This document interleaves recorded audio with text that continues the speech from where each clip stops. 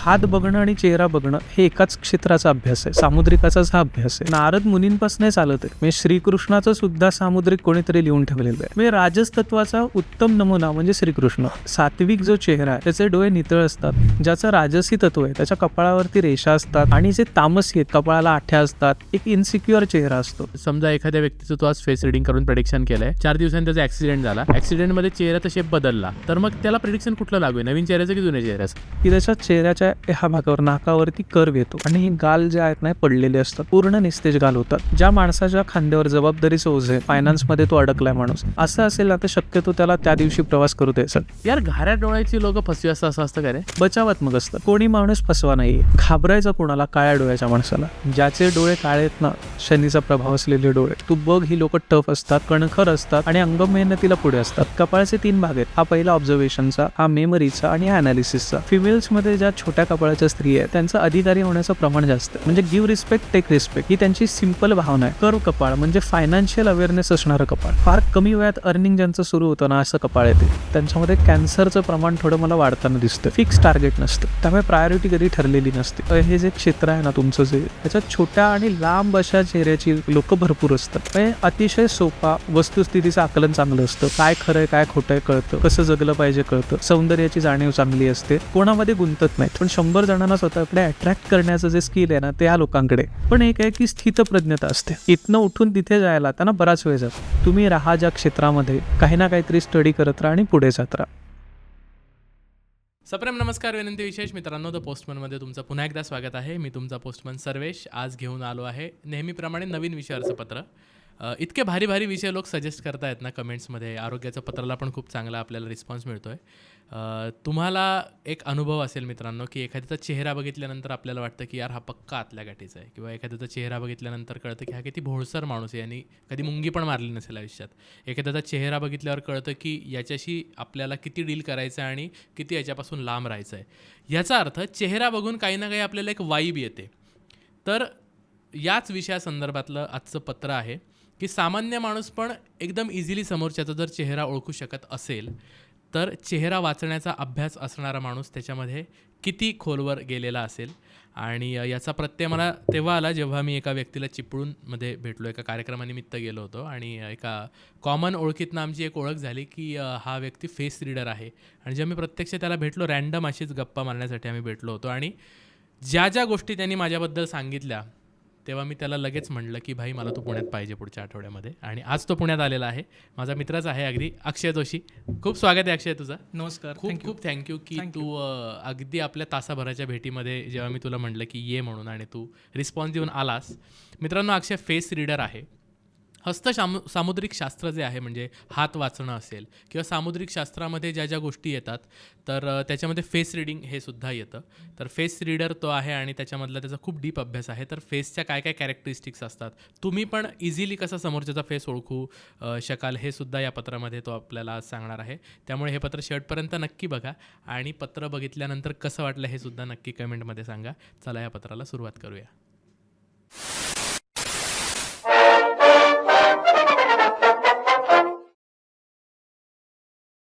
अक्षय, पुन्हा एकदा स्वागत आहे. येस. खूप थँक्यू विनंतीला मान देऊन तू आलास. आणि जेव्हा आपण पहिल्यांदा चिपळूणला भेटलो आपली खूप पावणे 1 तासाचीच भेट झाली, पण मला एवढा इंटरेस्ट आला ना त्याच्यामध्ये. आणि शक्यतो मी थोडंसं पडताळून घेतो गोष्टी. स्वभाव आहे तुझा. काय म्हणतो आपण, शब्द चुकीचा असेल मी, पण तू नागडाच केलास मला अगदी माझा चेहरा वाचून. म्हणून म्हटलं भाई इसको लाने काय अभि. नाही, मी असं काही इमॅजिन केलेलं नव्हतं. वेलकम बॅक आहे, वेलकम बॅक. थँक्यू. आणि ओके, डायरेक्ट सामुद्रिक शास्त्रातच घुसूया आपण. पत्रिका बघणे असेल किंवा काय म्हणतो आपण माइंड रिडिंग असेल, हात बघणे असेल, आणि आता हे चेहरा वाचण्याचं हे जे तंत्र आहे, काय काय फरक आहे एकमेकांमध्ये? सगळ्यात आधी या अतिंद्रिय शक्ती आहेत. बरं. म्हणजे माणसाचा पूर्ण विकास करणं हा या शक्तींचा उद्देश होता. आणि ज्यांना ह्या अतिंद्रिय शक्ती साध्य झाल्या, नारद मुनी, पराशर, गर्ग ऋषी किंवा समुद्र ऋषी यांनी जे ज्योतिष किंवा संहिता म्हणून तयार केली. आता संहिता हा शब्द जो आहे ना, कालानुसार बदलत जातो. म्हणजे आज मी एक तर्क लावतो, त्या तर्काचा मी बराच वर्ष अभ्यास करतो, त्यानंतर तो पुढच्या पिढीकडे हस्तांतरित करतो. इतके वर्ष ते तर्क चालू आले. मग आता हात बघणं आणि चेहरा बघणं हे एकाच क्षेत्राचा अभ्यास आहे, सामुद्रिकाचाच हा अभ्यास आहे. आता सामुद्रिकामध्ये किती अभ्यास येतात तर साधारण डोळे, आयब्रोज, आणि हा प्रत्येकाचं वेगळं शास्त्र आहे. ललाट दर्शन, ललाट हा जो भाग आहे, ललाटाचा अभ्यास हे त्यातलं शास्त्र आहे. इवन चेहऱ्यावरती असलेला तुझा जो तीळ आहे ना, तीळ कसा अभ्यासायचा ह्याचं एक शास्त्र आहे. सामुद्रिक का म्हणतात? मुद्रा आहेत ना त्या. ओके. आणि सामुद्रिक मुद्रांचं शास्त्र, लक्षण, समुद्र ऋषी किंवा आपण म्हणूया ना नारद मुनींपासून चालत आहे. म्हणजे श्रीकृष्णाचं सुद्धा सामुद्रिक कोणीतरी लिहून ठेवलेलं आहे. म्हणजे जन्मापासून श्रीकृष्ण कसे असतील, त्यांचे डोळे, म्हणजे राजस तत्वाचा उत्तम नमुना म्हणजे श्रीकृष्ण. आज जर तू बघायला गेलास ना रज, सत्व, तम ह्या 3 भागांमध्ये, तर राजसी डोळे असतात. आता मी तुला खुळी दाखवतो, थोडेसे डोळे वर असतात त्यांचे. मी तू बघ, ऑब्झर्व करून बघ, अशी लोक आपल्याला दिसतात. आर्टिस्ट, हे जे डोळे आहेत ना हे थोड्याशा वरती दिसतात. तुझं सामुद्रिकात जर म्हणायला गेलास तर सात्विक आणि राजसी याचा कॉम्बो. मी आता तुला चेहरा कसा असतो ते सांगतो. म्हणजे सात्विक जो चेहरा आहे त्याचे डोळे नितळ असतात, थोडे मोठे असतात आणि कपाळ व्यवस्थित असतं, म्हणजे नितळ कपाळ असतं. ज्याचं राजसी तत्व आहे त्याच्या कपाळावरती रेषा असतात किंवा असे डोळे पसरट असतात थोडे बाजूला, हा शेप त्यांचा असतो. आणि जे तामसी आहेत ते खोलात डोळे गेलेले असतात, कपाळाला आठ्या असतात, एक इन्सिक्युअर चेहरा असतो. म्हणजे सात्विक माणसाचं हसणं सुद्धा तुम्हाला बघून लाघवी वाटतं, इन्व्हॉल्व वाटतं, कारण त्याचा चेहरा असतो, त्याचे डोळे असतात, त्याचे लिप्स असतात. बरोबर. राजसी माणसाचं हसणं जे त्याच्यात त्याचे डोळे अलर्ट असतात, तो हसताना सुद्धा अलर्ट असतो, कारण समोरच्यावर कमांड घ्यायची किंवा ऍक्टिव्ह दिसायचं हे राजस तत्वाचं लक्षण आहे. आणि तामसी जे डोळे आहेत ते असे खोलात गेलेले असतात, खूप अशा डार्क काळ्या शेड्स असतात, कपाळावरती आठ्या असतात किंवा फुटकं कपाळ म्हणतो आपण, नशीब फुटकं असतं तसं. तामस शक्तींचा प्रभाव त्या चेहऱ्यावरती दिसतो. इव्हन ती माणसं हसताना सुद्धा ना अप्पर लिप असा त्यांचा घट्ट होतो, हसताना असे वियर्ड असतात, किंवा त्यांचा हसून झाल्यावर जो चेहरा आहे ना तो अग्रेसिव्ह असतो. सो त्यांचं हसणं खरं नाही. बरेचदा तामसिक लोकांचं हसणंही खरं नसतं. पण देवाने त्यांना तामसिक चेहरा दिला यार, मग बिचारांची काय चूक आहे? नाही, ॲक्च्युली तामसिक शक्तींचा उपयोग होतोच ना. तुम्ही जर डिस्ट्रक्टिव्ह ज्या लाईन्स आहेत समाजाच्या, म्हणजे जसं आपण पोलीस क्षेत्र म्हणूया, त्याच्यात त्या लोकांनी राजसी असून चालायचं नाही, त्यांना ते डिस्ट्रक्टिव्ह किंवा तशीच एनर्जी त्यांना अपेक्षित आहे. आर्म फोर्सेसचा माणूस आहे आणि तो खूप सात्विक आहे. इट्स नॉट लाईक की यार तुम्ही सात्विक आहे तर तुम्ही खूप चांगले आहात, राजसिक तामसिक आहात तर तुम्ही समाजात चांगले माणसं नाही आहात. आता त्याच्यात कसं आहे माहिती आहे का, की 3 गुण जे आहे ते प्रत्येकात आहेत, त्याचा वापर व्यवस्थित झाला पाहिजे. जास्तही सात्विकता असून चालत नाही, जास्त राजसिकताही असून चालत नाही, आणि जास्त तामसिकताही असून चालत नाही. कारण हा प्रत्येकाचा कुठे ना कुठे इम्पॅक्ट होत असतो. एक्झॅक्टली. कारण जसं आपण म्हणतो ना, चेहरा बदलतो, तत्व जरा जरी इकडचं तिकडे झालं, त्या माणसाच्या मूळ ठेवणीपासून बदललं. एखाद्या माणसानी धरून चाल की जो सात्विक आहे तो अचानक तामसी अन्न ग्रहण करायला लागला किंवा तामसी वागायला लागला, तर त्याचं सत्वही फुकट जातं, तो ते काम डेडिकेटेडली करू शकत नाही. तामसी ऊर्जेचा तुमच्यावर प्रभाव वाढला की अनियमितता येते, आजारपण वाढतं. राजस तत्व जर जास्त झालं तर तो मटेरियलिस्टिक होतो, म्हणजे पैशाचा अपव्यय करणं, वेळेचा अपव्यय करणं, अशा गोष्टी त्याच्याकडून घडत असतात. किंवा बरेचदा मी असं बघतो ना की सात्विक लोक सुद्धा एका मर्यादित काळानंतर खूप स्टब्बन होतात, आपलंच खरं करतात. म्हणजे तुझ्या घरातही बघ ना की जो माणूस जास्त सात्विक देवधर्म करणारा असेल तो जरासा तरी स्टब्बन झालेला दिसतो. आणि हट्टीपणा कुठल्या लक्षणाचा गुण आहे? हट्टीपणा हा तामसातच येतो. कारण ही जी सगळी अग्रेसिव्ह किंवा अशी कठोर धोरणं आहे ती तामसमध्ये. म्हणजे असं होऊ शकतं का एखादा माणूस 80% सात्विक आहे, 20% राजसिक किंवा कॉम्बो असतो ना. कॉम्बो असतो, जसं माझा आहे आता तू म्हणला कॉम्बो. व्यक्ती तितक्या प्रकृती आहेत, त्यामुळे चेहऱ्यावरती राजस, सात्विक आणि तामसिक अशा 3 प्रकारची लक्षणं दिसतात. म्हणजे तामसिक म्हणजे तुझ्या आयुष्यात निगेटिव्ह कुठे काय घडणार आहे, नकारात्मक काय घडणार आहे हे आम्हाला दिसतंच. तामसिक शक्ती याच्या कुठल्या गोष्टीवरती प्रभाव टाकतील. एखाद्या माणसाचं आयुष्य खूप चांगलं चाललेलं असतं आणि त्याच्या तामसिकतेचा प्रभाव जर त्याच्या राजस तत्वावर पडला तर रिलेशनशिप इफेक्ट होईल, त्याचा फायनान्स इफेक्ट होईल. सात्विकतेवर पडला तर वास्तूत दोष निर्माण होतील, त्याच्या नातेसंबंधात प्रॉब्लेम्स येतील किंवा त्याच्या घरात काही ना काही त्याला अडचणी येतील. अशा प्रकारचं त्या एनर्जीचा प्रभाव पडत असतो ह्या तत्वांमुळे.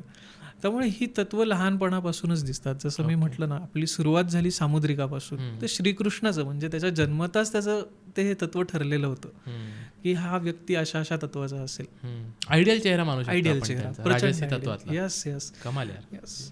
आणि ओके ठीक आहे, आपल्याला ना पुढचं सगळं चेहरा तर कसा वाचायचा हे तर पाहिजेच आहे. थोड्या टेक्निकल गोष्टी मला आधी जाणून घ्यायच्या आहेत की फेस रीड करताना तुला कसा फेस लागतो पुढे, पूर्ण साईड व्ह्यू चालतो का, पूर्ण पुढचा पाहिजे, कान दिसलेच पाहिजे का, केस दिसलेच पाहिजे का, कसं आहे? राईट. आता जर म्हणशील ना चेहरा पूर्णच लागतो, हां म्हणजे माझी स्पेशालिटी आहे कपाळाची, परंतु मी पूर्ण चेहरा आधी बघतो. ओके कारण त्या चेहऱ्यावरती जसं मी आता तुला नीट एक्सप्लेन करतो, ओके वयाची पहिली 6 वर्ष तुमच्या डाव्या कानावर आहेत, पुरुषांच्या डाव्या कानावर पहिली 6 वर्ष आहेत. 6 ते पुढची जी 14 वर्ष आहेत, म्हणजे कान पहिली 14 वर्ष रिफ्लेक्ट करतात. बरोबर. 14 ते 30 तुमचं कपाळ रिफ्लेक्ट करतं. ओके 30च्या खाली 60 पर्यंत ते तुमचं आयब्रो, ते तुमचं अप्पर लिप, हा मधला भाग 30 ते 60 रिफ्लेक्ट करतं. एवढं. हा, आणि त्याच्या खाली जो अप्पर लिपच्या खालचा जो भाग आहे तुझा, हा तुझं उरलेलं जे आयुष्य 60 ते मग ते पुढचं आयुष्य, त्याच्यामुळे ते सगळे भाग आपल्याला स्टडी करायचे असतात. ओके सो पूर्ण चेहरा लागतो. आणि त्याच्यात जर आपण टेक्निकल डिटेल घेतल्या ना, तर तुमच्या कपाळावरती तुमचं शिक्षण दिसतं, तुमचं लक दिसतं, तुमच्या पाठीशी असलेली देवता दिसते, तुमच्या कुळाचं जे काही वर्णन आहे, तुम्ही कुठल्या कुळातले आहात किंवा तुमच्यावरती कुठल्या तत्वाचा प्रभाव आहे, हे सगळं कपाळावर दिसतं. सेकंड जर बघायला गेलं असतं मटेरियलिस्टिक लाईफ, किंवा तुझा जॉब कसा असेल, तुझा व्यवसाय कसा असेल, तुझी ग्रोथ कशी असेल, तुझी एनर्जी कशी असेल, हे सगळं मटेरियलिस्टिक जे आहे ना लाईफ, ते तुझ्या गालावरती किंवा आयब्रोपासून अप्पर लिपपर्यंत दिसतं. त्याच्या खाली येते शारीरिक ठेवण, तुमचं शरीर कसं असेल, म्हणजे तुझा अप्पर लिप ते खालचा भाग, तुझं डिटर्मिनेशन कशी असेल, तुझी सुप्त एनर्जी काय. प्रत्येक माणसात एक हिडन एनर्जी असते, ती काय आहे, ती काय केल्याने ती डेव्हलप होईल, म्हणजे बेसिकली रेमेडीचं जे शास्त्र आहे ते आपण त्याच्यामध्ये बघतो. ओके. आता जर नीट बघितलं ना, तर हा सगळा चेहरा एक प्रकारची पर्सनॅलिटी रिफ्लेक्ट करतो. एक्झॅक्टली. ह्या सगळ्या चेहऱ्यातून एक चेहऱ्याचा शेप तयार होतो, आणि त्यातून मग जी लक्षणं निर्माण होतात त्या चेहऱ्याचे छोटे छोटे भाग बघून, त्यातून मग अगदी माणूस रेमेडीपर्यंत आपण त्याला नेतो. ओके. सो पूर्ण चेहरा मिळाला तर त्याची रेमेडी व्यवस्थित मिळते. ओके. पूर्ण चेहरा बघूया आपण. ओके. कमीत कमी वय काय आणि कितव्या वयापासून अगदी पहिले आम्ही म्हटलं ना की श्रीकृष्णाला जर आपण बघितलं तर त्याच्या जन्माच्या आधी त्याची वर्णनं होती. इव्हन रामायण सुद्धा श्रीरामांच्या जन्माच्या आधीच लिहिलं गेलेलं होतं. त्यात त्यांच्या चेहऱ्याचं लक्षण, त्यांच्या अजानुभाऊ असण्याचं लक्षण, हे सगळं जे शरीरशास्त्राचं लक्षण आहे हे तेव्हा लिहून ठेवलेलं होतं. सो आपल्याला वयाचा असा निर्बंध नाही, परंतु आम्ही असं काय म्हणतो की एज्युकेशनपर्यंत जर असेल ना तर तुम्ही साधारण 12व्या वर्षी या, त्याचं ॲडव्हान्स एज्युकेशन. आजार पण फक्त आपण जरा सुरुवातीपासून बघतो. बरेच जन्मताच मुलांना आजार आहे, त्याला काही रेमेडी लागेल का.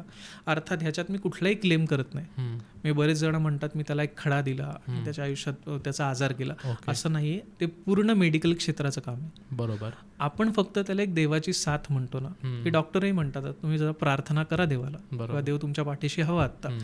तो का हवा आणि तो कशाने होईल हे एवढंच आपण बघतो. बाकी सगळं श्रेय त्या जे डॉक्टर्स आहेत त्या ग्रेट, खरोखर ते ग्रेट असतात आणि त्यांचंच ते असतं. बरोबर.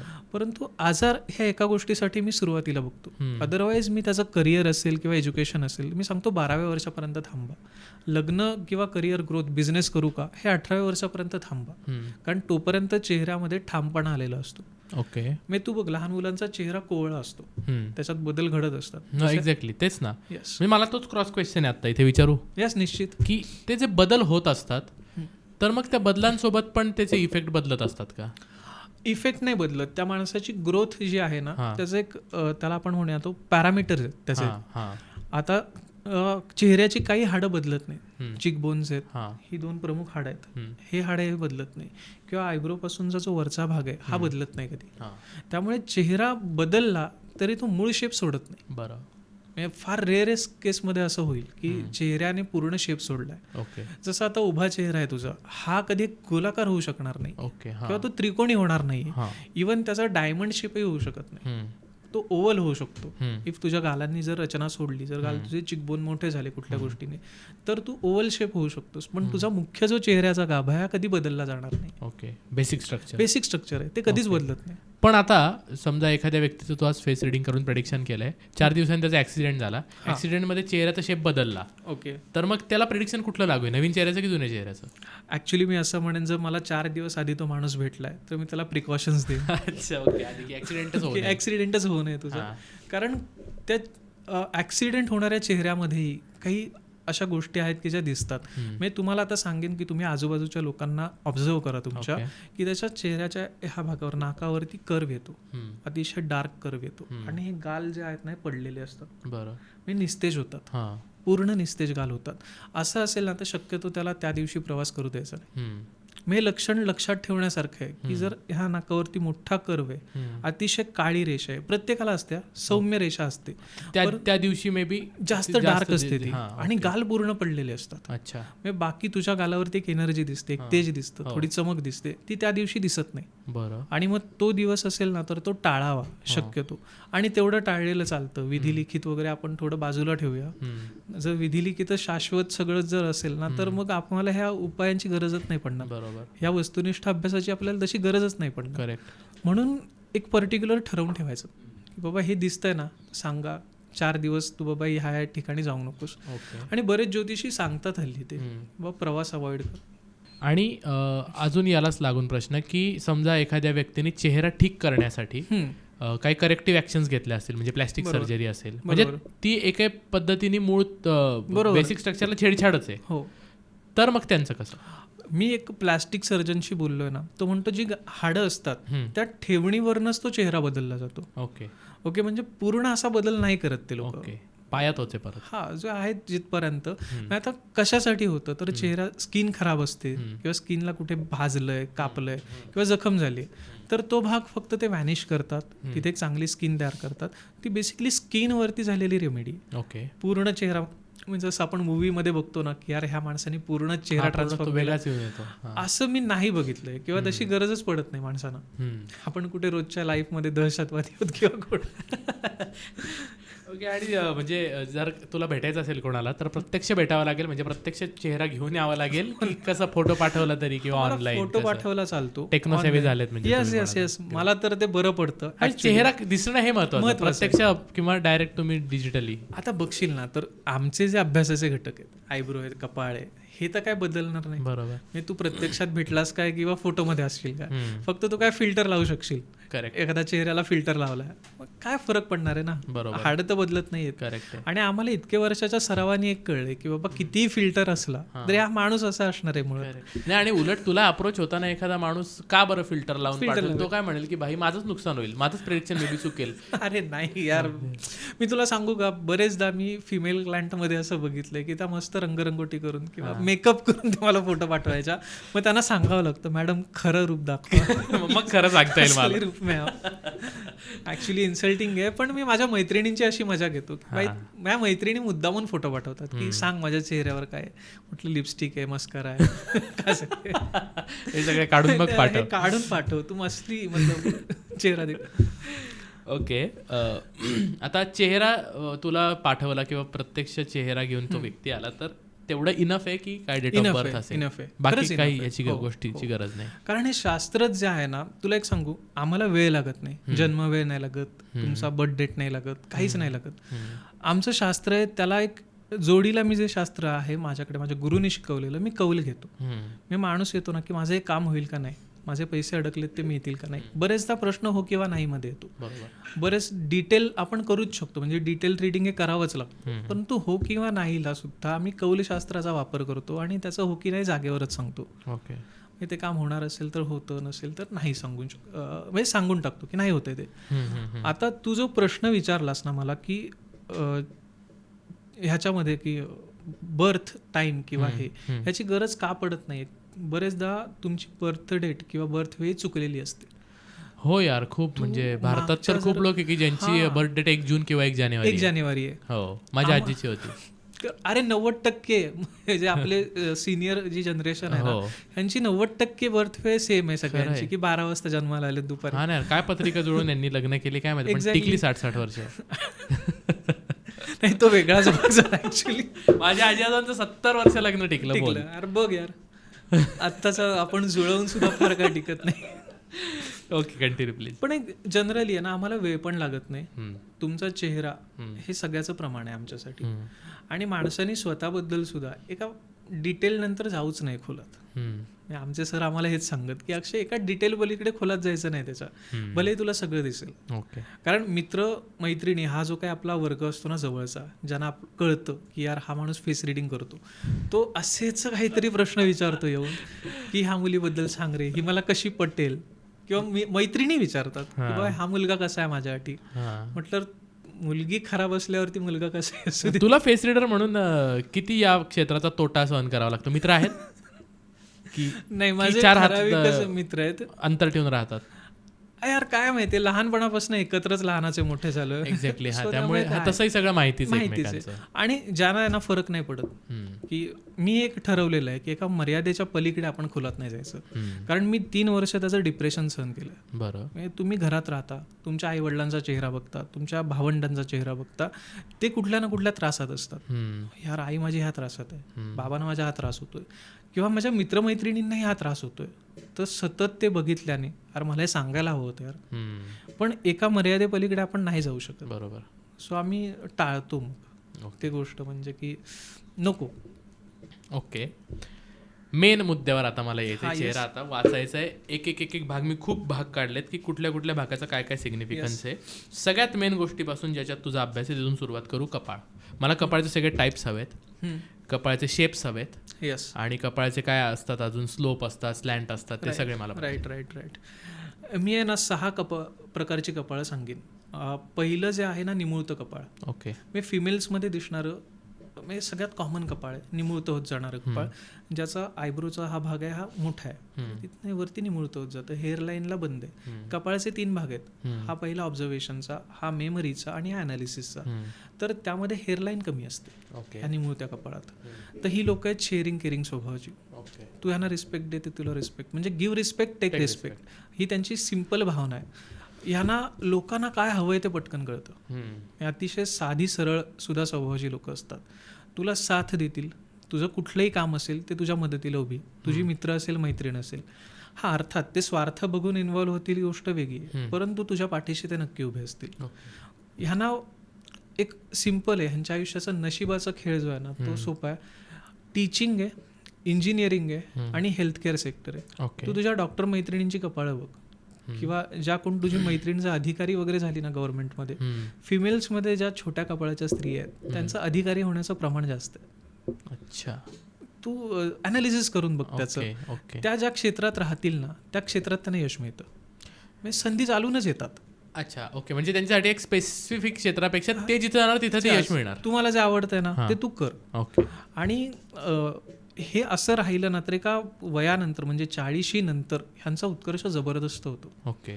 फक्त एक आयुष्यात एकांत बराच असतो, भावनिक खळबळ झालेली असते की यार पार्टनरकडनं सुख नाहीये, किंवा हा तर प्रॉब्लेम होतो, माझ्या भावना समजून घेणारा माझ्याकडे कोणी नाहीये. ह्या त्रासात ह्या स्त्रिया बराच काळ राहतात, किंवा पुरुषही जे असतात ना ह्या कपाळाचे ते ह्या त्रासात राहतात. यांच्यासाठी रेमेडी जी आहे ना ती अष्टभुजा देवीची, दुर्गा चालीसा आहे, हनुमान चालीसा आहे आणि स्वामी समर्थांची उपासना आहे. ह्या 2 ते 3 गोष्टी त्यांच्या नशिबात येतातच, कुठून ना कुठून तरी ही देवी किंवा स्वामी समर्थ हे त्यांना दिसतातच, किंवा कोणीतरी त्यांना एक गाईडलाईन मिळतो की बाबा रे तू स्वामींची उपासना कर, आणि ते तसं करतात. एक मजेशीर सांगतो तुला की तू जर तुझ्या अशा कपाळाच्या मित्राला किंवा मैत्रिणीला विचारलंस की तू सायकलवरनं पडला होतास का, किंवा तुला बाईकवरनं अपघात झालाय का, तर तुला तो नक्की हो सांगेल. हल्ली शिकताना आपण खूपच पडतो, पण ह्यांना तो ट्रॉमॅटिक एक्सपिरियन्स असतो की ट्रॉमा असतो त्यांना तो की यार मी पडले होते. दुसरं पाण्याचं भय असतं त्यांना, थोडं पाण्यात त्या ह्या असतात झालेल्या, पाण्यापासून थोड्या विचलित होतात. महिलांना प्रेग्नन्सीच्या काळात त्रास होतो, हार्मोनल इम्बॅलन्स हा घटक होतो. आणि पुरुषांमध्ये ते वर्कआउट करत असतील तोपर्यंत ठीक आहे, पण जर वर्कआउट सोडला तर ते फॅटू होत जातात, खूप लठ्ठ वगैरे होत जातात. आणखीन यांचं वाईट सांगायचं म्हणजे ना रे, खाईन तर तुपाशी, नाही तर मी उपाशी, पाहिजे तर बेस्ट. पाहिजे तर बेस्ट पाहिजे, नाहीतर मला काही नको, हा एक स्वभाव गुण त्यांच्यामध्ये असतो. हे झालं नॅरो फोरहेड. आता दुसरं सांगतो, मला फोटो पाठवा यांचे, म्हणजे आपण याच्यावर टाकूया, आपण लोक रिलेट करू शकतील की माझा. इव्हन मी तुला माझी वही देतो. ओके. तू सगळे फोटोज, हा सगळं जे काही डेटा आहे ना हा तू बघ, हा 90% लोकांना ओपन सोर्स आहे. येस. आणि मला काही फरक नाही पडणार, म्हणजे लोकांनी जर आपण वाचलं, लोकांनी जर स्वतःहून स्टडी केला ह्याचा आणि त्याचा त्यांना फायदा झाला तर मला आवडेल. कारण त्याच्यासाठीच तर बसलोय आपण. Okay yes. दुसरं कर्व कपाळ, ओके. म्हणजे ज्याची इथपासून हेअरलाईन पर्यंतचा शेप कर्व मध्ये येतो. आणि अशा कपाळांची जर तुला फेमस नावं आठवत असेल तर ती पण सांगशील. हा, मी फेमस नावं सांगेन. तुला मी एक सांगू, कर्व कपाळ म्हणजे फायनान्शियल अवेअरनेस असणारं कपाळ. फार कमी वयात अर्निंग ज्यांचं सुरू होतं ना, असं कपाळ आहे ते. खूप कमी वयात ही लोक फायनान्शियली अवेअर होतात, म्हणजे ते फायनान्शियल सल्ले चांगले देतात. त्यांना एक असं म्हणूया ना की फायनान्स म्हणजे इकॉनॉमिक हे जे क्षेत्र आहे त्याच्यामध्ये ही लोक तुला दिसून येतील. म्हणजे CA आहेत, अकाउंटिंगमध्ये आहेत, बँकिंगमध्ये आहेत, ही लोक तुला दिसून येतील. उत्तम ॲडवायझर दिसून येतील. त्यामुळे यांचा स्वभाव कसा असतो की वक्तशीर असतात, नियमात वागणार आहेत. तुला ते जर 10 वाजताचा वेळ दिलाय त्यांनी, तर तू त्यांना 10 वाजताच एक्सपेक्टेड आहेस. बरं, आजचं काम त्यांना आजच हवंय, मला हे काम असं हवंय तर असंच हवंय. ही लोक बोलत असतील ना तुझ्याशी, तुला धीर मिळतो. म्हणजे समोरच्याला उत्तम सपोर्ट करतात, धीर देतात. ह्यांच्या बोलण्याने धीर मिळतो. परंतु एक ह्याच्यामध्ये प्रॉब्लेम काय आहे, हे फायनान्शियली स्वतः अवेअर असले ना तरी स्वतःच्या ज्या इन्व्हेस्टमेंट आहेत ह्या त्यांना मानवत नाहीत कधी. बरं, त्यांनी स्वतः ज्या ठिकाणी इन्व्हेस्ट केलं ना ते कधी होत नाही. ते दुसऱ्याला सल्ला देतील की यार तू ह्या शेअरमध्ये पैसे लाव, तुला पैसे मिळतील. पण त्यांनी स्वतः लावले तर काही त्यांना त्यातनं रिटर्न मिळत नाही. हा एक म्हणजे सगळाच पैसा ह्यांच्या कपाळाकडे, ह्या अशा लोकांकडे जाईल ना रे जर असं एग्री झालं तर. ह्यांना होममधली इन्व्हेस्टमेंट जी आहे घरामध्ये, लँड आणि होम, लँड, गोल्ड, होम, ह्या 3 इन्व्हेस्टमेंट ह्यांना मानवतात. बरं. आणि ह्याच्यात बेनिफिट त्यांना असं आहे ना की यांचे इंट्युशन चांगले असतं. ओके. पॅरासायकॉलॉजिकली खूप अवेअर असतात. म्हणजे ह्या तुझ्या वास्तूत ते आले आणि जर त्यांनी असं बघितलं इकडे तिकडे, यार सर्वेश हे बदल, किंवा हे असं मला इथे ना विचित्र वाटतंय, त्यांचे इंट्युशन एवढे शार्प असतात. आणि जे करेक्टही होतात, काही काळाने ते करेक्ट होतात. ह्या लोकांनी जपायचंय कुठे स्वतःला, तर अग्निकांड ह्यांच्या नशिबात होतं. ओके. आगीपासून जपायचं, आगीपासून जपायचंय. पायाला लागतं, पायाला भाजतं, किंवा पायाची दुखापत होते, किंवा उकळतं पाणी अंगावर पडतं. अशा ज्या केसेस आहेत ना त्यामध्ये तुला दिसतील. म्हणजे कर्व कपाळामध्ये तुला तशा ही लोक दिसणार आहेत. आता ह्याच्यात काय आहे ना, ह्या लोकांचा एक स्वभाव आहे, म्हणजे पुढच्या ह्याच्यात आहे की युनिक गोष्टी आवडतात. म्हणजे जे नवीन नवीन ट्रेंड्स येत आहेत ना त्याच्यामध्ये हटके काहीतरी आहे ना तर ते आवडतं. ते काम करत असतील तर ते बेस्ट कसं दिसेल की यार मी काम करते हे ह्याच्यापेक्षा चांगलं अट्रॅक्टिव्ह दिसलं पाहिजे, ह्याच्याकडे जास्त कल असतो. फिक्स असा कुठला देव त्यांना आवडत नाही. मी कुठल्याही देवावरती त्यांचा विश्वास नसेल, परंतु या जगात एक एनर्जी आहे, ह्या एनर्जीचा मला सपोर्ट होतोय. मग ती थेरपी असेल, कुठलाही म्हणजे तो क्रिस्टल असेल, त्याच्यावरती विश्वास असतो. एक गूढपणा असतो ह्या चेहऱ्यामध्ये. आणि त्यामुळे काय होतं ना, तर सतत कॉन्शियस असतात, सतत अवेअर, सतत अलर्ट. ह्यामुळे भीती म्हणजे एन्झायटीचे जे आजार आहेत, एन्झायटी आणि पोटाचे आजार, ते ह्या कपाळाच्या चेहऱ्यानं आहेत. मी हल्ली एक ट्रेंड बघतोय की बऱ्याच, आता तुझ्याकडे काल बरोबर कॅन्सरवाले आले होते, डॉक्टर आले होते. त्या महोदयानं तू विचार की सर तुमच्याकडे कर्व कपाळाच्या ज्या फिमेल्स आहेत कॅन्सरमध्ये तुम्हाला तशा दिसत आहेत का? हल्ली मला हा ट्रेंड जास्त दिसतोय की ज्यांचं कपाळ कर्व आहे ना त्यांच्यामध्ये कॅन्सरचं प्रमाण थोडं मला वाढताना दिसतंय. बापरे. मेल्समध्ये सुद्धा भव्य फोरहेड असेल, कॅन्सर थोडासा तरी त्यांच्यामध्ये मला आता स्प्रेड होताना दिसतो. म्हणजे सगळ्यांनाच हा लागू पडेल असं नाही, पण मॅक्सिमम दिसतात की जे कर्व दिसतोय ना तर तिथे थोडासा कॅन्सर सारखा आजार आहे किंवा गंभीर आजार आहे. ह्या लोकांना आयुष्यभर काय होणार नाही, पण झाला आजार तर तो गंभीर असेल, बराच काळ अंगावर राहतो. सो त्यांनी त्याच्यापासून थोडं अवेअर राहायला पाहिजे. ओके. आणि यांचं म्हणजे करिअर कुठल्याच क्षेत्रात चांगलं होऊ शकतं? वकिली. ओके. उत्तम सल्लागार असतात त्याच्यामुळे वकिली, CA होऊ शकतात, बँकिंगमध्ये जाऊ शकतात, किंवा आपण त्यांना असं म्हणू शकतो ना स्वतःचा व्यवसाय, मीडिएटर्स, लोकांचे डील्स क्रॅक करून देणं, त्यामध्ये लोक तुला दिसू शकतात. व्यवस्थित ते काम करू शकतात. आणि वक्तशीर असल्यामुळे ना त्यांच्यावरती विश्वासही बसतो की मी 10 वाजता येणार आहे तर मी 10 वाजताच येणार आहे. सो हे कपाळ झालं दुसरं.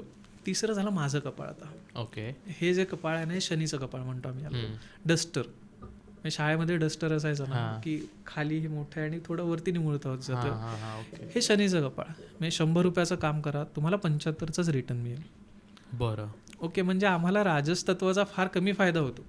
आम्ही 100चा, म्हणजे बाकीच्यांना 100च्या कामाचे 1000 मिळतात, आम्हाला 75च मिळतात. आम्ही किती मेहनत घेतली तरी एक आम्हाला रुपया कमीच मिळतो.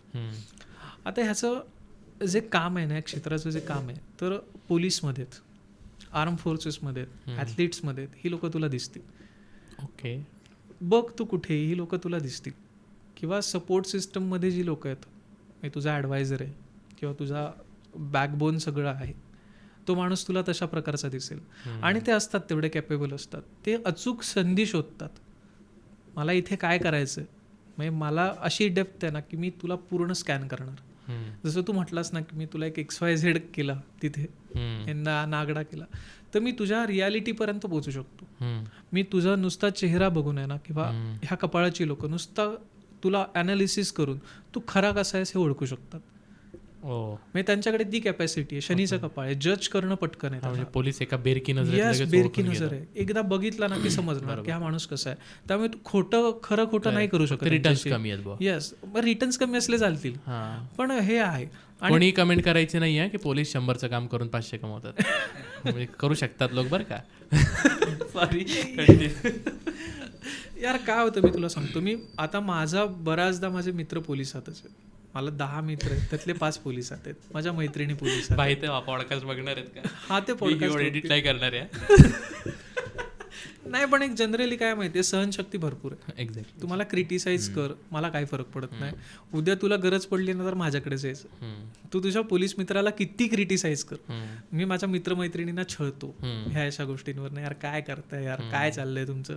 पण दुसऱ्या दिवशी ज्यावेळेला गरज पडेल ना, भाऊ कुठे आहेस, थोडी मदत पाहिजे, त्यावेळेला विचारतो आता आली ना, तुला गरज पडली ना. सो ती लोक तशी आहेत. इव्हन डॉक्टर्समध्ये सुद्धा हे कपाळ तुला दिसतं. ओके. कारण त्या डॉक्टरना तशा बेरकी नजरेची गरजच असते की पेशंटवरती विश्वास ठेवून नाही चालत. सगळ्या गोष्टीत स्वतःही अनालिसिस करावं लागतं.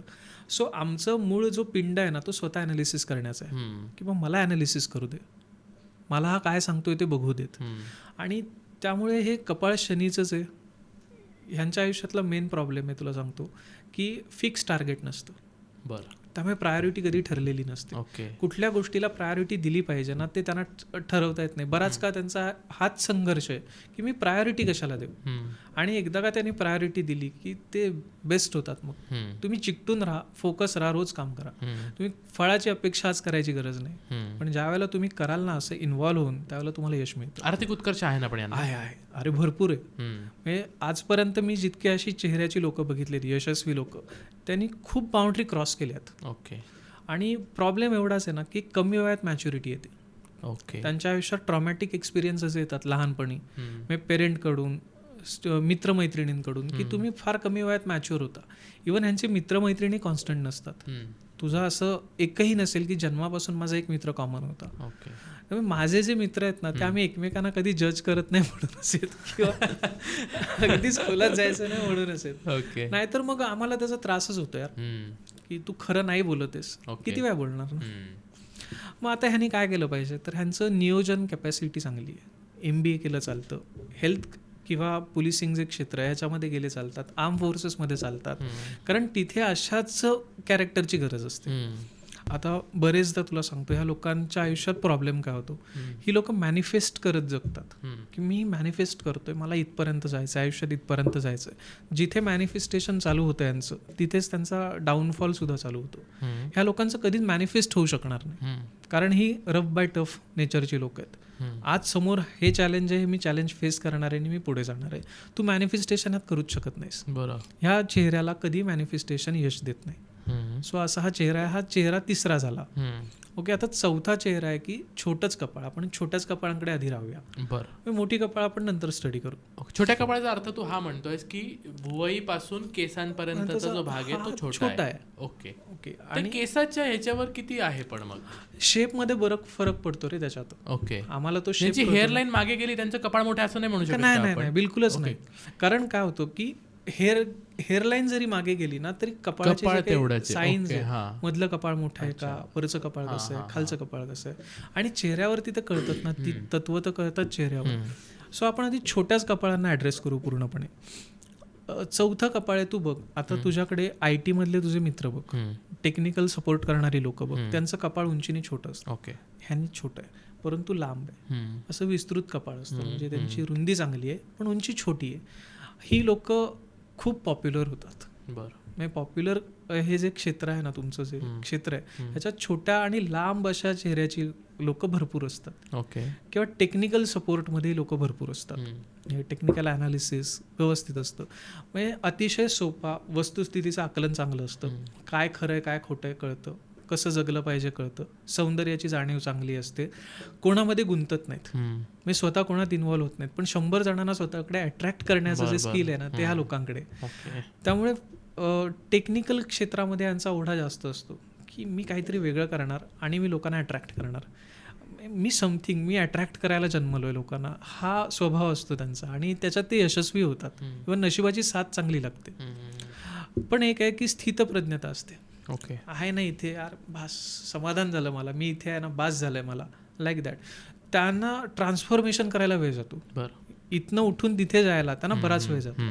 त्यामुळे त्या क्षेत्राला आहे की तुम्ही राहा ज्या क्षेत्रामध्ये, त्या क्षेत्रामध्ये जे रोज नवीन घडतंय त्याच्यासाठी तुम्ही अपडेट राहा, काही ना काहीतरी स्टडी करत राहा आणि पुढे जात राहा. हे ते काळ बदलू शकतील अशी लोक आहेत ती ह्या छोट्या कपाळाची. म्हणजे जर तुझ्या क्षेत्रात आले ना, पॉडकास्टमध्ये आले ना, तर ह्या जगाला बेस्ट पॉडकास्ट लोक देऊ शकतात. ओके. कोणीच नाही यायचं. कशाला आमच्या पोटावर पाय देऊन जातोय बाबा. नाही, मी तुझ्याही कपाळाकडे मी येणारच आहे. कारण चौथं झालं. ह्यांनी काय रेमेडी वगैरे? ह्यांना रेमेडीज अशा आहेत ना की श्रीकृष्णाची उपासना आहे ना. ओके. यांच्यामध्ये तामसिक ज्या वेळेला एनर्जीज असतात, ज्या तामसिक एनर्जीज आहेत, ह्या तामसिक एनर्जींच्या प्रभावात येतात, त्यानंतर ही बिथरतात. म्हणजे एकदा काय ना व्यसनाचं हे लागलं, कुठलंही व्यसन या लोकांनी केलं की लवकर सुटत नाही. बरं.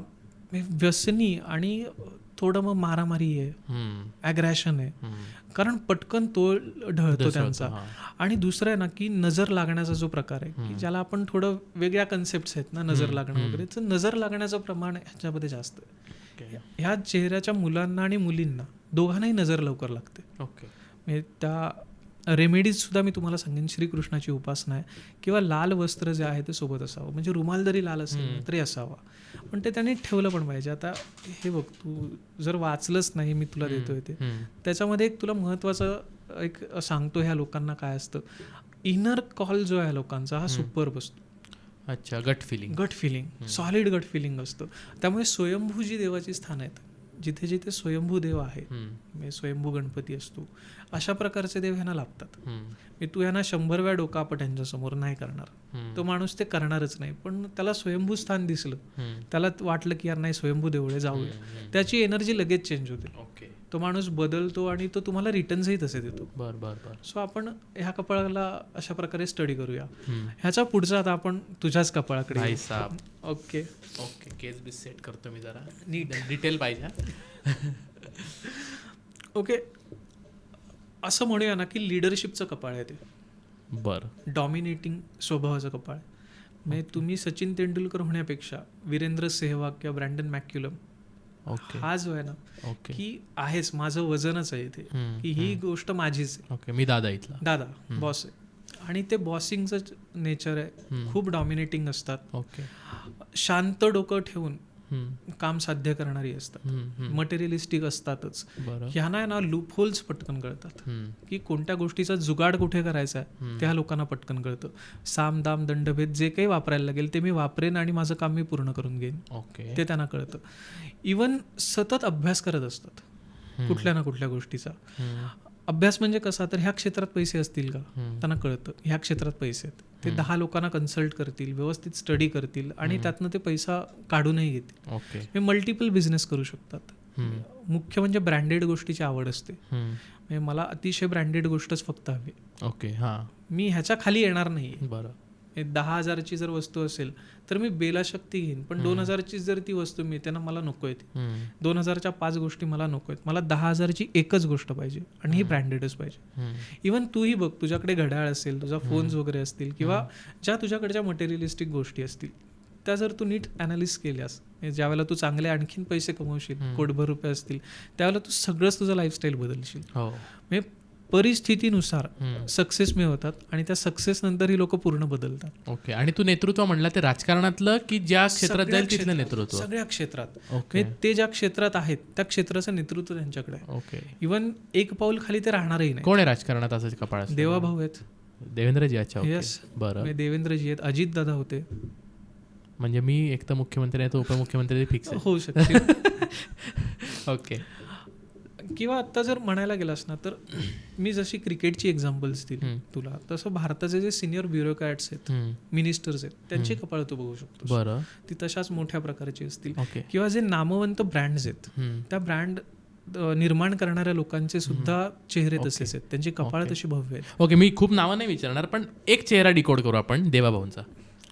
देवाभाऊ मुळातच डीप रिसर्चवाला व्यक्ती आहे. ओके. हे तुमची ही सवय असते, तुमच्या कपाळाच्या आठ्यातनं रिसर्च करून येतात, वेगवेगळ्या अनुभवातून येतात, सतत प्रयोग करत राहणं हे या कपाळाचं लक्षण आहे. सतत ॲनालिसिस करत राहणं हे या चेहऱ्याचं लक्षण आहे. आणि सगळ्यात महत्त्वाचं काय आहे, तुमचं एक लक्षण असं आहे की पहिल्यांदा ते चित्र मनात तयार होतं. ओके. मला एक्झिक्यूट काय करायचं आहे हे चित्र पहिल्यांदा तयार करता, आणि मग एक स्टेप, मग सेकंड स्टेप, मग थर्ड स्टेप, आणि ते चित्र पूर्ण होईपर्यंत त्याचा पाठलाग करत राहतो. ओके. रोडमॅप पूर्ण माहिती असतो आणि त्या रोडमॅपला इतकं म्हणजे डेडिकेटेडली फॉलो केलं जातं, अतिशय स्ट्रॉंग होऊन, आणि बिंदास सामदाम दंडभेद जे काय वापरायला लागेल ते वापरेन आणि माझा रोडमॅप मी पूर्ण करेन. आणि याने ते यशस्वी होतात. त्याच्यानंतर शेवटचं एक कपाळ आहे ना, ते कर्व आणि मोठं कपाळ. मोठ्या कपाळातही दोन भाग आहेत. जसं म्हटलं ना आपण की कपाळ छोटं आणि कर्व असतं, तसं मोठं कपाळ आणि कर्व सुद्धा असतं. अतिशय शिस्तीची लोक आहेत, बेधडक स्वभाव आहे, स्ट्रेट फॉरवर्ड ॲटिट्यूड आहे, मला माझ्या कृतीतून ओळख निर्माण करायची हे आहे, फुल प्रूफ प्लॅन करून जातात. मी तुला भेटणार आहेत ना तर 2 दिवस आधीपासून त्यांचा स्टडी चालू असतो की ह्या माणसाला भेटायचं. दुसरं, ह्यांच्यापासून लपून काही राहणार नाही, खूप स्ट्रेट फॉरवर्ड ॲटिट्यूड आहे. आणि तू जर बघितलंस ना तर ही जी डिस्ट्रक्टिव्ह फोर्सेस आहेत किंवा सायंटिस्ट वगैरे लोक आहेत, ह्याच्यामध्येही लोक तुला दिसतील की मोठं कपाळ आहे चांगलं, रिसर्च प्रचंड असतो, माहिती प्रचंड असते, फक्त सांगत नाहीत. तुझ्या घरातही तू जर अशा कपाळाची लोक बघितलीस, त्यांना सगळी जगाची माहिती असेल, पण जोपर्यंत गरज पडणार नाही तोपर्यंत ते तोंडातून शब्द काढणार नाहीत. आणि जिथे त्यांना वाटेल की नाही मला ह्याला सांगायचं, बाबा अक्षय तू हे चुकतोयस, तिथे बेधडक सांगतील, तुम्हाला नंतर शिव्या दे, पण मी हे सांगतोय हे तू केलंच पाहिजेस. हा एक ॲटिट्यूड असतो. सो ते कपाळ भारी आहे. म्हणजे ऑफिसर रँकला ते कपाळ चालूच शकतं. ओके. म्हणजे जिथे शिक्षक चांगला असतो ना, मॅथ्स वगैरे शिक्षक असतो ना, त्याच्यासाठी हे कपाळ चांगलं आहे. ओके. यांना रेमेडीज म्हणजे मी इतकंच सांगतो ना की तुम्ही देवीची उपासना करा. म्हणजे सरस्वती देवीची उपासना आयुष्यभर केली तर तुमच्या आयुष्यात कुठे ब्रेकच येत नाही. बरं. एकदा सुरू झालं ना, एकदा तुमच्या करिअरनी ग्रोथ पकडली की तुम्ही टॉपला जाऊन थांबता. पण त्याच्याबरोबर उलटं तुमचं कपाळ आहे. बरं. तुला मी एक सांगू, तुला डायव्हर्जन भरपूर येतात. हो. किंवा तुला नशिबाकडनं येणारे सेटबॅक भरपूर येतात. इवन तुम्ही घेतलेलं कर्ज हे जर तू 1 रुपयाचं कर्ज जरी ठेवलंस ना तरी ते कायम तुझ्यावरती राहतं. कधी घ्यायचं की नाही मग मी घेऊ शकतोस, फक्त पूर्ण कर.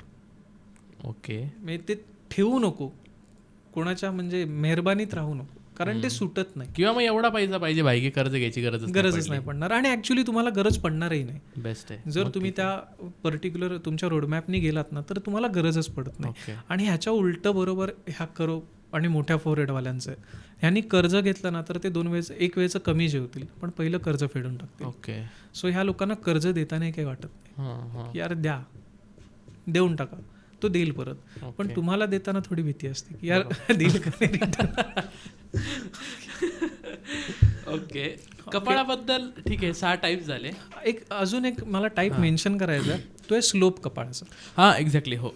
म्हणजे ज्यांचा असा पुढे वरून खालपर्यंत तिरका आहे, उतार येतो त्याला.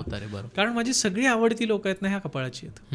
म्हणजे पहिला विद्युत जमवाल, मला कलारी पॅटो आवडते आणि तो कलारी मधला बेस्ट फायटर आहे. हो. त्याची ऍक्टिंग चांगली आहे. किंवा तो एक ऋतिक रोशनला रिप्लेसमेंट म्हणून इंडस्ट्रीत आला. बरोबर.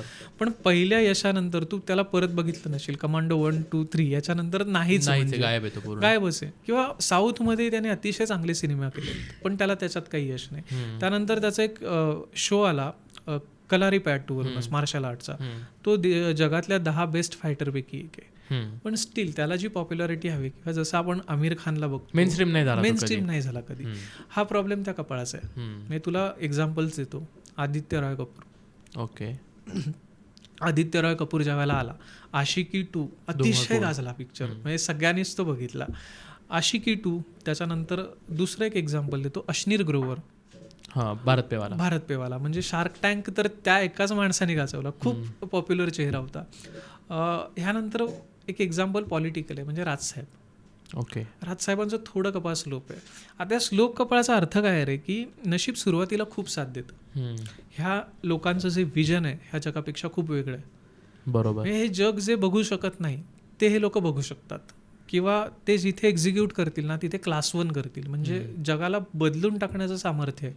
पण पहिल्या यशानंतर नशीब कुठेतरी त्यांचं गंट, हे मुख्य प्रवाहात येत नाही. नशीब साथ देत नाही एका मर्यादेनंतर, आणि ती अडचण आयुष्यभर राहते. किंवा पहिल्या यशानंतर हे कष्ट कमी घेतात असा अर्थ होऊ शकतो त्याचा. नाही, कष्ट नाही कमी घेत. ओके. त्यांचं जे ठरलेलं लाईफस्टाईल आहे ना, त्यांचा जो ठरलेला हे आहे, माइंडसेट आहे, ओके. तोच त्यांना यशापर्यंतही घेऊन जातो. हां. पण नंतर असं आहे ना, त्यांच्या मनातच येत असेल यार बास झालं, ओके, कशाला करू. इवन अनुभव सिंग बस्सी जर बघितलास ना तर बस्सीचंही कपाळ थोडंसं आहे, स्टँडअप कॉमेडियन. ओके. थोडं कपाळ उतरते. आणि हो सुरुवातीला यार, हा पहिले त्याचे 2-3 हे एवढे गाजले आणि Classmates नंतर पर्यंत तो गाजला होता. इररिलेव्हंट होतोय थोडासा. आता तो थोडा आउट ऑफ बॉक्स गेल्यासारखा झाला. हम्म. पण जर ह्याच्या बरोबर अगेन्स्ट तू बघितलंस ना, सातत्य ठेवून अभिषेक उपमन्यू, तो जेवढा चालला तेवढा दुसरा आता नाही कोणी चालत आहे. किंवा इवन समय रैना सुद्धा, मी म्हटलं ना छोटं कपाळ आहे, एकदा का ते बिथरले म्हणजे तामसिक एनर्जी आल्या की तो गोंधळ होतो. इवन आता आपण म्हणतो ना की आपला हा पॉडकास्टर रणवीरचं कपाळ थोडं स्लोप आहे. बरं. सुरुवात बेस्ट झाली, पिकला होता आणि त्याच्यानंतर जे काही तामसी शक्तीने धरलं त्याच्यानंतर तो नशिबाने धरल्याने अतिशय खाली आला. म्हणजे बदल होतो रे त्यात. ह्या स्लोपच्या कपाळामध्ये प्रचंड बदल होतो. त्यामुळे ती स्थिरता राहत नाही आयुष्यात. पण तू बघ ह्या लोकांचं जे विजन आहे किंवा ह्यांनी जे ब्रेक करून दाखवलं ते दुसरा कोणी करू शकत नाही. ओके. हा, म्हणजे रणवीरने जे करून दाखवलं ना तशा लेवलला दुसरं कोणी लगेच जाऊ शकत नाही. इव्हन राजसाहेब त्यांनी जे करून दाखवलं, छप्पर फाड सुरुवातीला, छप्पर फाड यार, म्हणजे 13 आमदार पहिल्या महाराष्ट्रासारख्या इथे आणणं हे सोपी गोष्ट नव्हती. महापालिकेत सत्ता नाशिकला आली. त्यांना तशाच जर मेंटॅलिटीचे लोक मिळाले ना की यार जुनून आहे, फुल जुनून आहे माझ्याकडे, अशी लोक जर मिळाली तरी लोक कयामत, म्हणजे बरंच काही बदलू शकतात. ओके.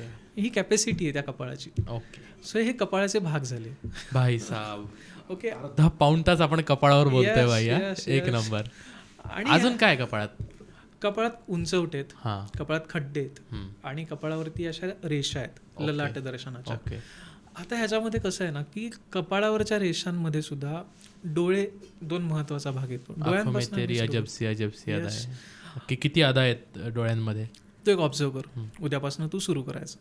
ज्या माणसाच्या खांद्यावर जबाबदारीचं ओझं आहे किंवा ज्याला फायनान्शियल स्ट्रेस झालाय, खूप फायनान्समध्ये तो अडकलाय माणूस, त्या माणसाचा उजवा डोळा आहे ना निस्तेज असतो, थोडासा तिरळा असेल किंवा त्याची एनर्जी गेलेली असेल किंवा तो डोळे पडलेले असतील. आता माझा चमक नाही दिसणार. ओके. आता माझ्या बॉक्सिंगचा पंच लागला म्हणून दिसला, पण मी तुला दाखवतो की हा डोळा एवढा खाली असतो किंवा पडलेले डोळे असतात त्यांचे, निस्तेज असतात.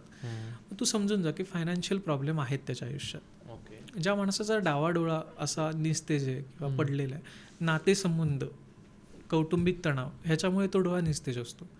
ज्या माणसाच्या आयुष्यात डावा डोळा त्याचा खराब आहे किंवा निस्तेज आहे, त्या माणसाच्या आयुष्यात भावनिक प्रॉब्लेम भरपूर आहेत, त्याचे रिलेशनशिप ट्रॉमाज आहेत. म्हणजे तू जनरली आज आपण आपल्या ऑडियन्सला सांगूया की तुम्ही स्वतः चेक करा ही गोष्ट, त्यांना ते दिसून येतं. तर पहिला झाला सूर्य, उजव्या डोळ्यात सूर्य, डाव्या डोळ्यात चंद्र आहे. आता इथे बुध शुक्र इथे आला ह्या भागामध्ये आज्ञाचक्रावरती. त्याच्यानंतर इथे आला तुमचा मंगळ, इथे आला तुमचा गुरु, आणि इथे आला तुमचा शनी. त्यामुळे इथे जो शनी आहे ना, इथे जी रेषा आहे, इथे जो प्रॉब्लेम असेल तर ओव्हर थिंकिंग आहे किंवा नशिबाची साथ न लावणं हा प्रकार आहे. शुक्राच्या जागेवर म्हणजे आज्ञाचक्राच्या जागेवर किंवा शुक्राची जी रेषा आहे शुक्र बुधाची, इथे जर काळसरपणा आला ना तुझ्या, तर तू केलेल्या कामाचं रिकग्नेशन मिळणार नाही तुला. कलरचं काय? अरे बराच परिणाम पडतो. घाऱ्या डोळ्याची लोक फसवी असतात असं असतं का रे? बचावात्मक असतात, फसवी नसतात. ओके. कोणी माणूस फसवा नाहीये. ओके. तो बचावात्मक असतो. माझं नाही ऑब्झर्वेशन, हे मी जस्ट रॅन्डमली कुठेतरी ऐकलं होतं. ऍक्च्युली असे तुला सांगू बरेच मिथ्स आहेत. म्हणजे मोठा कपाळ असेल तर भरपूर पैसा येणार आहे किंवा असं म्हणतात की मोठं कपाळ म्हणजे ना त्या सटवाईनी भरपूर चांगलं लिहून ठेवलेलं आहे. असा विचार नाही करत की भाई वाईट लिहायला पण तेवढीच जागा आहे. मी काय म्हणतो की घारे डोळे बचावात्मक म्हणजे काय? हे बचावात्मक असतात, म्हणजे अंगचोर असतात. ओके. कष्टाची कामं नाही करणार कधी. ओके. हे काही तुझे अनुभव असतील ना, सॉरी म्हणजे मी असं नाही इट्स ओके. म्हणजे जे काय असेल ते प्लीज स्ट्रेट फॉरवर्ड सांग, ज्याला लागेल त्याला लागेल. बचावात्मक असतात, स्वतःला बेस्ट ठेवायचं. बरं. म्हणजे आपल्या इमेजला सुधारण्यासाठी ही लोक व्यवस्थित सामदाम दंडभेद वापरतात. ओके, कम्फर्टेबल असतात आयुष्याशी. मला माहिती आहे मला मोठं व्हायचं, बास मला मटेरियलिस्टिक जगायचं. आणि एक आहे ह्यांच्यात की ती डेडिकेटेड असतात. प्रत्येक वेळेला ते फसवायला त्यांच्याकडे तेवढा IQ पण असतो. सामान्य माणसाचं काम नाही, मॅनिप्युलेशन हे काम सामान्य माणसाचं नाही आहे. तेवढं ते डेडिकेशन आहे आणि अभ्यास पण आहे. ह्या माणसांकडे अभ्यास असतो. त्यामुळे ते थोडे तुम्हाला रहस्यमय वाटतात, पण भीती बाळगण्याचं काही नाही यांच्याकडनं. तुम्ही यांना अजिबात घाबरू नका, काही करू शकत नाहीत. ओके. घाबरायचं कोणाला? काळ्या डोळ्याच्या माणसाला. ओके. ज्याचे डोळे काळे आहेत ना, शनीचा प्रभाव असलेले डोळे. ओके. तू बघ, ही लोक टफ असतात, कणखर असतात आणि अंगमेहनतीला पुढे असतात. ओके. भारतात तर पण मोस्ट ऑफ लोकांचे काळेच काळे असावेत आणि ना? पिंगट. ओके. हा, पिंगट. हा, पिंगट कलर हा आपला कॉमन कलर आहे. ओके. अच्छा. ओके. हा, काळ्यापेक्षा त्यातल्या त्यात तू काळे पूर्ण काळे शार म्हणतोय. शार्प काळे डोळे असतात आणि टफ, मजबूत. तू ह्यांना फसवायचा नाही. फसवलंस तर तिथेच कानफाडात मारेल तो तुझ्या. कारण अंग मेहनत करणं हा गुण असतो त्यांच्यात. बरं, प्रॉब्लेम ह्यांचा एवढाच आहे ना की 100 रुपयाचे 75 मिळतात, कारण शनीचा प्रभाव आहे डोळ्यांवर. काळा रंग शनीला इंडिकेट करतो.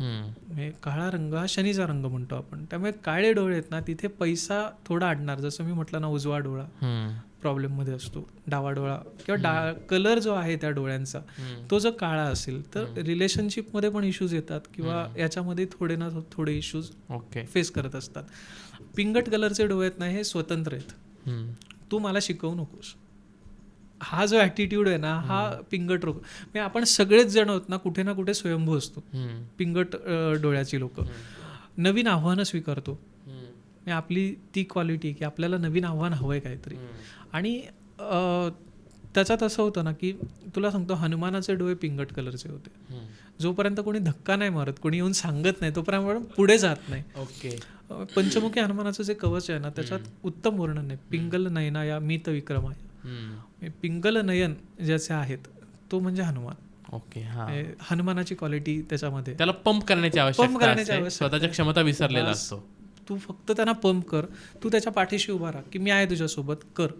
तो माणूस करून दाखवेल. त्यामुळे तो एक कलर आहे. आणि भारताबाहेर साधारण तुला निळे डोळे दिसतात, हे रहस्यमय. हे पण थोडे रुथलेस टाईपचे लोक आहेत. दिसायला शांत आहेत पण रुथलेस आहेत. भाई निळ्या डोळ्याच्या पोरीला भारी दिसतात पण. हा, नो कमेंट्स.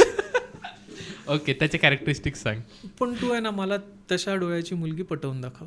भाई आपण नादीच लागत नाही ना तिच्या, फक्त छान दिसतात एवढंच आहे. कारण त्या तशा लवकर मिसळणार नाहीत. ओके. त्या तुझा पूर्ण स्टडी करतात. म्हणजे आता सपोज ती तुझ्यासोबत डेटला आली तर गपचूप ती तुझ्या घरापर्यंत येणार. त्या माणूस घरात जाईपर्यंत कोणाला भेटलाय, कोणाकोणाशी बोलतोय.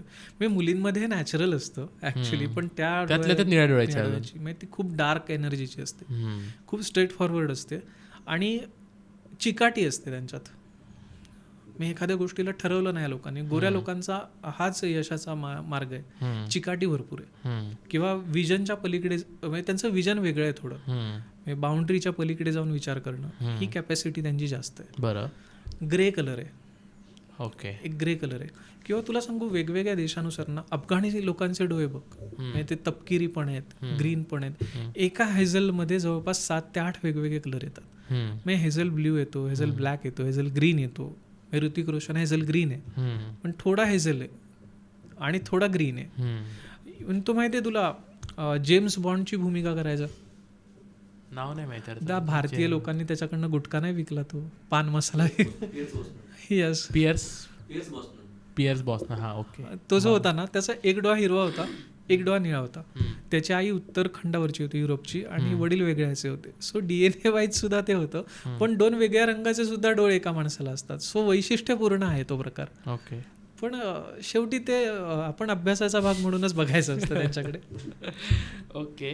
डोळ्यात काय अजून, डोळ्याचे शेप वगैरे याच्यावरून काय असतं? हा, तू सांगितलंस मग तुला सात्विकता वगैरे सांगितली. आणि हे ते आता याच्यात काय होतं बघ रे, की डोळे आहेत ना, बरेचदा की एन्झायटी वगैरे जो काही आजार आहे, डार्क सर्कल्स वगैरे, निद्रा वगैरे, आयुर्वेदाच्या दृष्टीने जे महत्वाचे घटक आहेत की तुमची जीभ, तुमचे ओठ आणि तुमचे डोळे. म्हणजे डॉक्टरी गेल्या गेल्या बघतात तसा डोळा चेक वगैरे करतात, जीभ दाखवायला. सो भारतामध्ये जे पहिल्या काळातलं मेडिसिन होतं, किंवा चायनामध्ये सुद्धा बिफोर ख्रिस्त 2000 वर्ष मेडिसिन म्हणून फेस रिडिंग केलं जायचं. म्हणजे मेडिकल क्षेत्रासाठी फेस रिडिंगचा वापर चायनामध्ये होत होता.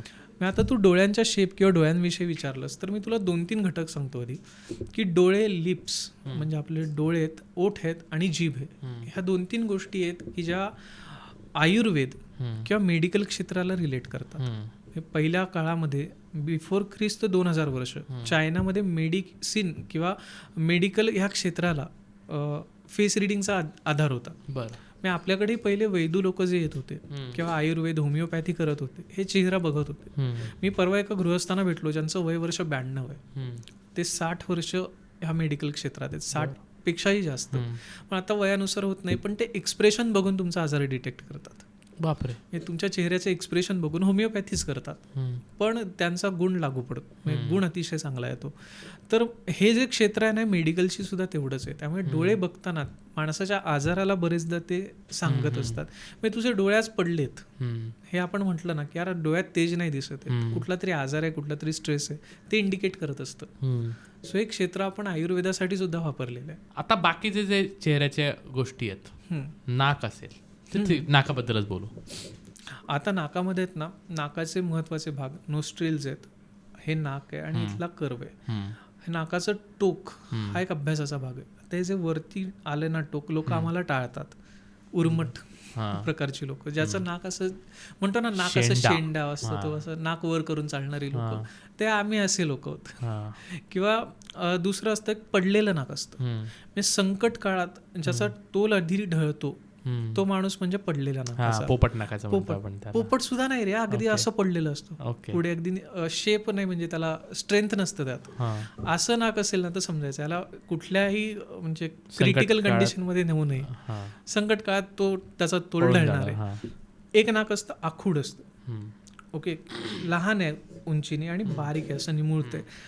तू कधीही बघ की जी क्रिएटिव्ह कामं करतात किंवा जे प्रोडक्टिव्ह काम करतात त्या लोकांचा चेहरा किंवा त्यांचं नाक तसं आहे. त्यांच्या नाकामध्ये ती स्ट्रेंथ आहे त्यांची, की त्या दुसऱ्यांच्या कामामध्ये नाक खुपसत नाही. आमच्यातनी त्यांच्यातला फरक हा. आम्ही तुमच्या आयुष्यात नाक खूप असतो, ते खुपसत नाही. ओके. ओबडधोबड नाकाची जी लोक आहेत ती दुष्ट प्रकारची असतात. बरं. असं ओबडधोबड नाक असू नये. आता तुला एक मी सांगू का, तुझं नाक आहे त्याला थोडासा कर्व आहे, ओके, नाक थोडंसं उजवीकडे वळतंय, ओके. ही लोक जज पटकन करतात. वा. तू सांगू शकतोस की तू लोकांना पटकन जज करतोस बोलता बोलता. सो कर्व झाला ना नाकाला तर ते जज करण्याचा प्रकार आहे. नाकपुड्या मोठ्या असतील, ह्या नोस्ट्रिल्स मोठ्या असतील तर विसरभोळेपणा असतो. ठरवल्या गोष्टीवर पण विसरलो. आणि जर बारीक नाक आहेत ना ते सतत अवेअर असतात. नोस्ट्रिल बारीक असणारी लोक सतत अवेअर असतात की मला हे करायचंय, मी केलं पाहिजे. म्हणजे ही लोक नोटबुक आहेत एक प्रकारचं, जे तुम्हाला लगेच रिमाइंड करून देतं की यार करायचंय मला. मोठ्या नॉस्ट्रिल्स वाल्यांना क्षमाशील म्हणू शकतो आपण मग, की विसरून जातात, भांडण बिंड केले पण विसरून जातात, राग नाही मनात धरून ठेवला, तसं नाही. अच्छा, ओके. कामाच्या गोष्टी विसरतात, जे महत्वाच्या गोष्टी विसरतात. अच्छा.